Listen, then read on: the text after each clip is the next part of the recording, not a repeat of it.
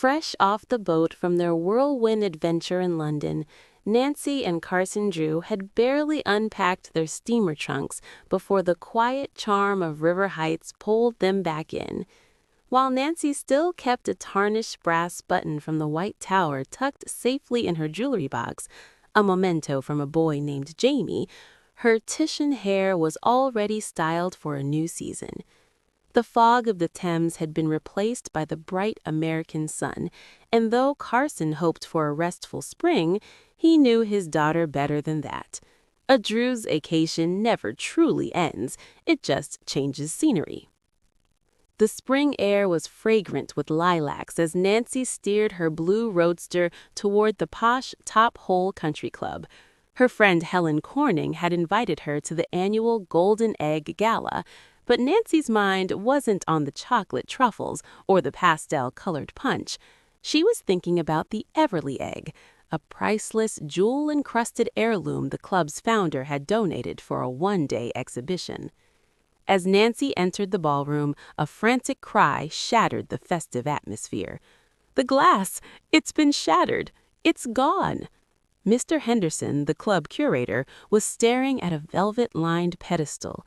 The glass case was indeed in splinters, and the Everly egg, crafted of gold and sea-blue enamel, was missing.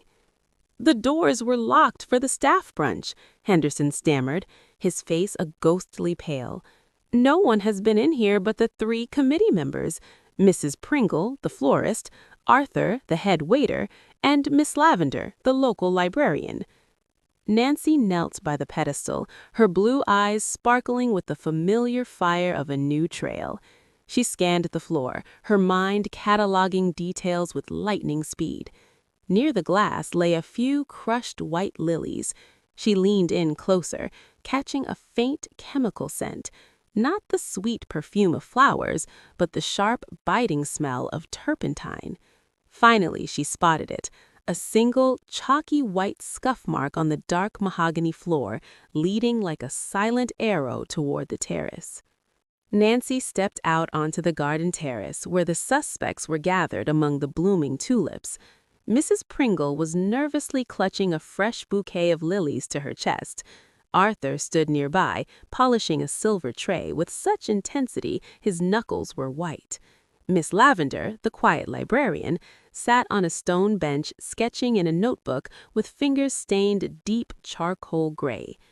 "A clever plan," Nancy said, her voice calm and firm as she approached the group. "Someone wanted us to think the thief dropped those lilies to frame Mrs. Pringle, but the lilies in the ballroom were wilted and smelled of paint thinner, not the garden." Nancy turned her gaze toward the bench. "You aren't sketching with charcoal, are you, Miss Lavender? That's artist's lead. And that white scuff on the ballroom floor? That is zinc white oil paint from your shoes. You didn't steal the egg to sell it. You stole it to copy it, intending to return a forgery later this afternoon." The librarian's face went as white as her paint. A sob escaped her as she reached into her oversized knitting bag and pulled out the shimmering gold egg. "The library, it needs the funds so badly," she whispered. "I only wanted to save the books." By the time Carson Drew arrived to escort his daughter to Easter dinner, the police had been called and the Everly egg was back in its place. "Another case closed before the ham is even out of the oven?" Carson laughed, adjusting his silk tie as he admired his daughter's handiwork. Nancy tucked a stray red curl under her hat and smiled, linking her arm in his. "Well, Dad, I've always been rather good at finding hidden eggs.